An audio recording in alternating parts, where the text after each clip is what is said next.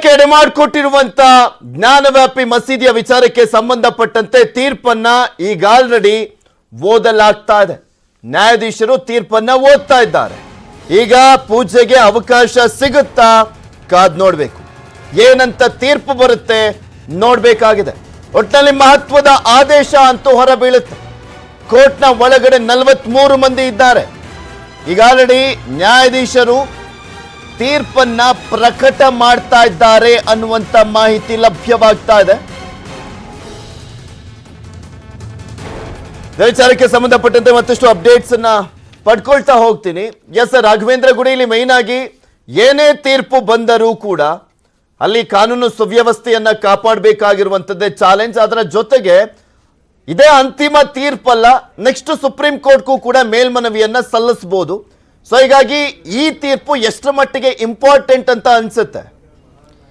ಪೃಥ್ವಿ, ಭಾರತದ ನಾಗರಿಕರು ಅದು ಎಷ್ಟು ಜವಾಬ್ದಾರಿಯುತವಾಗಿರ್ತಕ್ಕಂಥ ಒಂದು ನಾಗರಿಕರು ತಮ್ಮ ಜವಾಬ್ದಾರಿಯನ್ನು ಹೇಗೆ ಅರ್ತಿದ್ದಾರೆ ಮತ್ತೆ ಕೋರ್ಟ್ನ ಆದೇಶವನ್ನ ಎಷ್ಟು ಒಂದು ಸ್ಫೋಟಿವಾಗಿ ತೆಗೆದುಕೊಳ್ತಾರೆ ಅನ್ನೋದಕ್ಕೆ ಸ್ಪಷ್ಟವಾದಂಥ ಉದಾಹರಣೆ ನಿದರ್ಶನ ನಮ್ಮ ಮುಂದೆ ಇದ್ದಿದ್ದಂದ್ರೆ ಅಯೋಧ್ಯೆಯ ಒಂದು ಪ್ರಕರಣದ ತೀರ್ಪು ಬಂದಾಗ ಇಡೀ ದೇಶಾದ್ಯಂತ ಪ್ರತಿಯೊಬ್ಬರು ಕೂಡ ಅದನ್ನ ನ್ಯಾಯಾಲಯದ ತೀರ್ಪನ್ನು ಹೇಗೆ ತೆಗೆದುಕೊಂಡಿದ್ರು, ಇಲ್ಲೂ ಕೂಡ ಅದೇ ರೀತಿಯಾಗಿರ್ತಕ್ಕಂಥ ಒಂದು ವಿಶ್ವಾಸಯುತವಾಗಿ ಈ ಒಂದು ತೀರ್ಪನ್ನು ತೆಗೆದುಕೊಳ್ತಾರೆ ಅಂತೇಳಿ ಬಹುತೇಕವಾಗಿ ಎಲ್ಲರಿಗೂ ತಿಳಿದೇ ಇರತಕ್ಕಂಥ ವಿಚಾರ. ಅದಾಗಿಯೂ ಸಹಿತ ಯಾವುದಾದ್ರೂ ಸಮಾಜಘಾತಕ ಶಕ್ತಿಗಳು ಏನಾದರೂ ಅಲ್ಲಿ ತೊಂದರೆಯನ್ನು ಉಂಟು ಮಾಡಬಹುದು ಅಥವಾ ಮಾಡಬಾರದು ಅನ್ನೋ ಉದ್ದೇಶದ ಕಾರಣದಿಂದಾಗಿ ಇಡೀ ವಾರಣಾಸಿಯಾದ್ಯಂತ ಪೊಲೀಸ್ ಸರ್ಪಗಾವಲನ್ನು ಹಾಕಲಾಗಿದೆ. ಜೊತೆಗೆ ಎರಡೂ ಸಮುದಾಯಗಳ ಮುಖಂಡರನ್ನ, ಧರ್ಮಗುರುಗಳನ್ನ ಕರೆದು ಈಗ ಆಲ್ರೆಡಿ ಮೀಟಿಂಗ್ ಅನ್ನ ಕೂಡ ಮಾಡಲಾಗಿದೆ. ಅವರಿಗೆ ಯಾವುದೇ ರೀತಿಯಾದಂತಹ ಹಿಂಸಾಚಾರಕ್ಕೆ ಅಥವಾ ತಿಕ್ಕಾಟಕ್ಕೆ ಈ ತೀರ್ಪುಗಳು ಒಂದು ಎಡೆ ಮಾಡಿ ಕೊಡಬಾರದು, ಯಾವುದೇ ರೀತಿಯಾಗಿರ್ತಕ್ಕಂಥ ಅಹಿತಕರ ಘಟನೆಗಳು ನಡೆಯೋದಕ್ಕೆ, ಕಾನೂನು ಬಾಹಿರ ಚಟುವಟಿಕೆ ನಡೆಯೋದಕ್ಕೂ ಕೂಡ ಕಾರಣ ಆಗಬಾರ್ದು. ಹೀಗೆ ಪ್ರತಿಯೊಬ್ಬರು ತಮ್ಮ ತಮ್ಮ ಒಂದು ಸಮುದಾಯ ಏನಿದೆ ಅವರ ಒಂದು ಅಲ್ಲಿ ಇರ್ತಕ್ಕಂಥ ಒಂದು ಯುವಕರಿರ್ಬೋದು, ಅಲ್ಲಿ ಇರ್ತಕ್ಕಂಥ ಮುಖಂಡರಿರ್ಬೋದು, ಅವರನ್ನ ನೀವು ಒಂದು ಎಜುಕೇಟ್ ಮಾಡಿ ಅಂತ ಈಗ ಆಲ್ರೆಡಿ ಒಂದು ವಾರಣಾಸಿಯ ಜಿಲ್ಲಾ ಪೊಲೀಸರು ಏನಿದ್ದಾರೆ ಅವರು ಈಗ ಆಲ್ರೆಡಿ ಎಲ್ಲರನ್ನು ಕರೆದು ಮೀಟಿಂಗ್ ಅನ್ನ ಮಾಡಿದ್ದಾರೆ. ಜೊತೆಗೆ ಯಾವೆಲ್ಲ ಸೂಕ್ಷ್ಮ ಪ್ರದೇಶಗಳಿದಾವೋ ಅಲ್ಲೆಲ್ಲ ಕೂಡ ಸರ್ಪಗಾವಲನ್ನ ಹಾಕಿದ್ದಾರೆ. ಇಡೀ ವಾರಣಾಸಿಯಾದ್ಯಂತ ನಿಷೇಧಾಜ್ಞೆಯನ್ನ ಕೂಡ ಹೇರಲಾಗಿರ್ತಕ್ಕಂಥದ್ದು. ಅಂದ್ರೆ ಎಲ್ಲೂ ಕೂಡ ಜನ ಗುಂಪು ಕೂಡಬಾರ್ದು, ಅನಾವಶ್ಯಕವಾದಂತಹ ಪ್ರಚೋದನೆಗೆ ಒಳಗಾಗಬಾರ್ದು ಅಂತ. ಈಗ ತೀರ್ಪು ಯಾರದೇ ಪರವಾಗಿ ಬರ್ಬೋದು ಪೃಥ್ವಿ, ಅದು ಹಿಂದೂ ಸಂಘಟನೆಗಳ ಪರವಾಗಿ ಬರ್ಬೋದು ಅಥವಾ ಮುಸ್ಲಿಂ ಸಂಘಟನೆಗಳ ಪರವಾಗಿ ಬರ್ಬೋದು, ಯಾರದೇ ಪರವಾಗಿ ಬಂದರೂ ಸಹಿತವಾಗಿ ಮೇಲ್ಮನವಿ ಸಲ್ಲಿಸೋದಕ್ಕೆ ಅವಕಾಶ ಖಂಡಿತವಾಗಿ ನಮ್ಮ ಸಂವಿಧಾನದಲ್ಲಿ ಇದ್ದೇ ಇದೆ. ಹೀಗಾಗಿ ಈ ತೀರ್ಪು ಏನಿದೆಯಲ್ಲ ಒಂದು ಕಡೆಯಿಂದ ಒಂದು ಸ್ಪಷ್ಟವಾದಂತ ವಿಚಾರವನ್ನ ತಿಳಿಸ್ಕೊಡುತ್ತೆ. ಅಂದ್ರೆ ಇಲ್ಲಿ ಶೃಂಗಾರ ಗೌರಿ ಪೂಜೆಗೆ ಅವಕಾಶವನ್ನ ಕೊಡೋದಾದ್ರೆ ಯಾಕೆ ಕೊಡಬೇಕು ಅನ್ನೋದನ್ನು ಕೂಡ ಸ್ಪಷ್ಟವಾಗಿ ಹೇಳಲಾಗುತ್ತೆ. ಕೊಡಬಾರದು ಅನ್ನೋದಾಗಿತ್ತಂದ್ರೆ ಯಾಕೆ ಕೊಡಬಾರದು ಅಂತ ಕೂಡ ಅದರಲ್ಲಿ ಸ್ಪಷ್ಟವಾದಂತ ವಿಚಾರವನ್ನ ಜಡ್ಜ್ ಮೆನ್ಷನ್ ಮಾಡ್ತಾರೆ. ಹೀಗಾಗಿ ಆ ಒಂದು ಆರ್ಡರ್ ಅನ್ನು ಓದೋದಕ್ಕೆ ಅವರು ಕೆಲ ಸಮಯವನ್ನ ತೆಗೆದುಕೊಳ್ತಾ ಇರುವಂತದ್ದು. ಇನ್ನೊಂದು ಕಡೆ ವಿಚಾರಕ್ಕೆ ಬಂದ್ರೆ ಇಲ್ಲಿ ಪ್ಲೇಸಸ್ ಆಫ್ ವರ್ಷಿಪ್ ಆಕ್ಟ್ ನ ಒಂದು ಪ್ರಸ್ತಾಪನೆ ಏನ್ ಬಂದಿದೆ ಅದು ಕೂಡ ಇಲ್ಲಿ ನಿರ್ಧಾರ ಆಗುತ್ತೆ. ಇನ್ನು ಈ ನಿರ್ಧಾರ ಎಷ್ಟು ಆ ನಿರ್ಧಾರಕ್ಕೆ ಸಂಬಂಧಪಟ್ಟ ಹಾಗೆ ಕೂಡ ಮೇಲ್ಮನವಿ ಸಲ್ಲಿಸುವಂತ ಅವಕಾಶಗಳು ಇದ್ದೇ ಇರುತ್ತೆ. ಆದ್ರೆ ಒಟ್ಟಾರೆಯಾಗಿ ನೋಡಿದಾಗ ಯಾವುದೇ ರೀತಿಯಾಗಿರ್ತಕ್ಕಂಥ ಒಂದು ಸಾಮಾಜಿಕವಾಗಿರ್ತಕ್ಕಂಥ ಶಾಂತಿ ಇರ್ಬೋದು ಅಥವಾ ಸಮುದಾಯಗಳ ಮಧ್ಯದಿನ ಹೊಂದಾಣಿಕೆ ಶಾಂತಿ ಇರ್ಬೋದು, ಅದಕ್ಕೆ ತೊಂದರೆ ಆಗದೇ ರೀತಿಯಲ್ಲಿ ಪ್ರತಿಯೊಬ್ಬರು ನೋಡ್ಕೊಳ್ಬೇಕಾಗತ್ತೆ. ಅದು ಪ್ರತಿಯೊಬ್ಬರ ಜವಾಬ್ದಾರಿ ಕೂಡ ಆಗಿರುತ್ತೆ. ಒಂದು ಕಡೆಯಿಂದ ಪೊಲೀಸ್ ಇಲಾಖೆ ಕೂಡ ಪ್ರಯತ್ನವನ್ನ ಮಾಡ್ತಾ ಇದೆ, ಇನ್ನೊಂದು ಕಡೆಯಿಂದ ವಾರಣಾಸಿಯ ಪ್ರತಿಯೊಬ್ಬರು ಜನ ಅಲ್ಲಿರ್ತಕ್ಕಂಥ ಹಿರಿಯರು ಕೂಡ ಪ್ರಯತ್ನವನ್ನ ಮಾಡ್ತಾ ಇದ್ದಾರೆ. ಒಟ್ಟಾರೆಯಾಗಿ ನೋಡೋದಾದ್ರೆ ಇನ್ನು ಕೆಲವೇ ಕ್ಷಣಗಳಲ್ಲಿ ಬರ್ತಿರ್ತಕ್ಕಂಥ ತೀರ್ಪು ಅತ್ಯಂತ ಐತಿಹಾಸಿಕವಾಗಿರ್ತಕ್ಕಂಥ ತೀರ್ಪಾಗಿರುತ್ತೆ. ಮುಂಬರುವಂತಹ ದಿನಗಳಲ್ಲಿ ಸಾಕಷ್ಟು ಬದಲಾವಣೆಗೂ ಕೂಡ ಕಾರಣ ಆಗುವಂತ ಸಾಧ್ಯತೆಗಳನ್ನ ಅಚ್ಚಳಿಯದಂತೆ ಅದು ತೋರಿಸುವಂತ ಸಾಧ್ಯತೆಗಳು ಕಂಡು ಬರ್ತಾ ಇದ್ದಾವೆ. ರಾಘವೇಂದ್ರ ಗುಡಿ ಇಲ್ಲಿ ಮೇನ್ ಆಗಿ ಸಲ್ಲಿಸಿರುವಂತ ಅರ್ಜಿ ಅದು 5 ಮಹಿಳೆಯರು ಶೃಂಗಾರ ಗೌರಿ ಇದೆ, ನಮಗೆ ಪ್ರತಿದಿನನೂ ಪೂಜೆ ಮಾಡ್ಲಿಕ್ಕೆ ಅವಕಾಶ ಕೊಡಿ ಅಂತ. ಅವರೇ ನಮ್ದೇ ಮಸೀದಿ ಇದು, ನಮ್ಗೆ ಬಿಟ್ಕೊಟ್ಬಿಡಿ ಅಂತ ಕೇಳಿಲ್ಲ. ಬಟ್ ಇಲ್ಲಿ ಅಂಜುಮಾನ್ ಸಂಸ್ಥೆ ಹೇಳ್ತಾ ಇರುವಂತದ್ದು ಇದು ವಕ್ಫ್ ಬೋರ್ಡ್ಗೆ ಸೇರಿರುವಂತ ಆಸ್ತಿ, ಅಲ್ಲಿ ಯಾವುದೇ ಹಿಂದೂ ದೇವರು ಇಲ್ಲ ಅಂತ ಹೇಳ್ತಾ ಇದ್ದಾರೆ. ಇಲ್ಲಿ ಅವಕಾಶ ಮಾಡಿಕೊಟ್ಟಂತ ಸಂದರ್ಭದಲ್ಲೂ ಕೂಡ ರೆಸ್ಟ್ರಿಕ್ಷನ್ಸ್ ಅಂತ ಆಕೆ ಹಾಕ್ತಾರೆ. ಬಟ್ ಕಳ್ಕೊಳ್ಳುವಂಥದ್ದು ಏನಿಲ್ಲ ಇಲ್ಲಿ ವಕ್ಫ್ ಬೋರ್ಡ್ನವರು ಕೂಡ.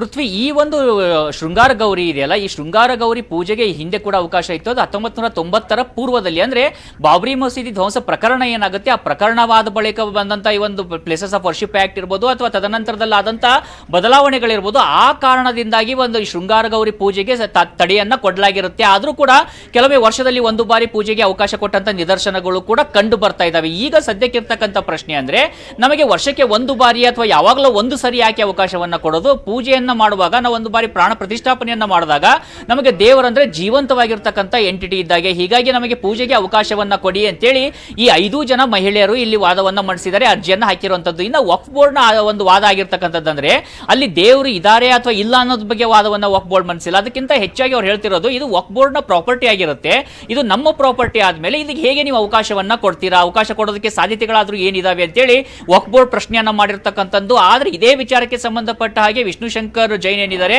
ಅಂದ್ರೆ ಈ ಒಂದು 5 ಜನ ಮಹಿಳೆಯರ ಪರವಾಗಿರ್ತಕ್ಕಂಥ ವಕೀಲರು ಅವ್ರು ಹೇಳಿರುವಂತ ವಿಚಾರ ಅಂದ್ರೆ ವಕ್ಫ್ ಬೋರ್ಡ್ ತನ್ನ ಪ್ರಾಪರ್ಟಿ ಅಂತ ಹೇಳ್ತಾ ಇದ್ರು ಸಹಿತವಾಗಿ ಅದಕ್ಕೆ ಪೂರಕವಾದಂತಹ ಡಾಕ್ಯುಮೆಂಟ್ ಅನ್ನ ಕೊಟ್ಟಿಲ್ಲ, ಹೀಗಾಗಿ ತೀರ್ಪು ನಮ್ಮ ಪರವಾಗಿ ಬರುವಂತಹ ಸಾಧ್ಯತೆಗಳಿದಾವೆ ಅಂತೇಳಿ ಅವರು ವಿಶ್ವಾಸವನ್ನ ವ್ಯಕ್ತಪಡಿಸ್ತಾ ಇದ್ದಾರೆ. ಇಲ್ಲಿ ವಿಶ್ವಾಸವನ್ನ ಯಾರು ಏನೇ ವ್ಯಕ್ತಪಡಿಸಿದ್ರು ಕೂಡ ಅಲ್ಟಿಮೇಟ್ ಆಗಿ ನೋಡಿದಾಗ ಕೋರ್ಟ್ ಸಾಕ್ಷ್ಯಾಧಾರಗಳು ಮತ್ತೆ ಜೊತೆಗಿರ್ತಕ್ಕಂಥ ಪ್ರತಿಯೊಂದು ಡಾಕ್ಯುಮೆಂಟ್ಸ್ ಗಳಿರ್ಬೋದು ಅಥವಾ ಅಲ್ಲಿರ್ತಕ್ಕಂಥ ವಿಡಿಯೋ ಚಿತ್ರೀಕರಣ ಮಾಡಿರುವಂತದ್ದು ಇರ್ಬೋದು, ಇವುಗಳನ್ನ ಪರಿಶೀಲನೆ ಮಾಡಿ ಸಾಕ್ಷ್ಯಾಧಾರಗಳನ್ನು ಪರಿಗಣಿಸಿನೇ ಒಂದು ತೀರ್ಪನ್ನ ಕೊಡೋ ಕಾರಣದಿಂದಾಗಿ ಖಂಡಿತವಾಗಿ ತೀರ್ಪು ಬಗ್ಗೆ ಕುತೂಹಲ ಇದೆ, ಆ ತೀರ್ಪು ಏನಾಗಿರುತ್ತೆ ಅನ್ನೋದ್ರ ಬಗ್ಗೆ ಕುತೂಹಲ ಇದೆ. ಆದ್ರೆ ಹೆಚ್ಚಿನ ಸಂಖ್ಯೆಯ ಒಂದು ಸಂದರ್ಭವನ್ನು ಗಮನಿಸಿದಾಗ ಆತಂಕ ಪಡುವಂತ ವಿಚಾರಗಳಂತೂ ಸದ್ಯಕ್ಕೆ ಕಂಡು ಬರ್ತಾ ಇಲ್ಲ. ಪೃಥ್ವಿ. ಓಕೆ ರಾಘವೇಂದ್ರ ಗುಡಿ, ನೆಕ್ಸ್ಟ್ ಮತ್ತಷ್ಟು ಅಪ್ಡೇಟ್ಸ್ ಅನ್ನ ಪಡ್ಕೊಳ್ತಾ ಹೋಗ್ತೀನಿ. ಇದು ತೀರ್ಪು ಏನಾಗುತ್ತೆ ಅನ್ನುವಂತ ಕುತೂಹಲ ಎಲ್ಲಾ ಕಡೆ ಮನೆ ಮಾಡಿದೆ. ಇದು ಐತಿಹಾಸಿಕ ತೀರ್ಪು ಬರಲಿರುವಂತದ್ದು ಈಗ ಆಲ್ರೆಡಿ ಪ್ರಕಟ ಮಾಡ್ತಾ ಇದ್ದಾರೆ ಅನ್ನುವಂತ ಮಾಹಿತಿ ಇದೆ. ಆ ತೀರ್ಪು ಏನು ಅನ್ನುವಂಥದ್ದು ನೋಡ್ಬೇಕಾಗಿದೆ.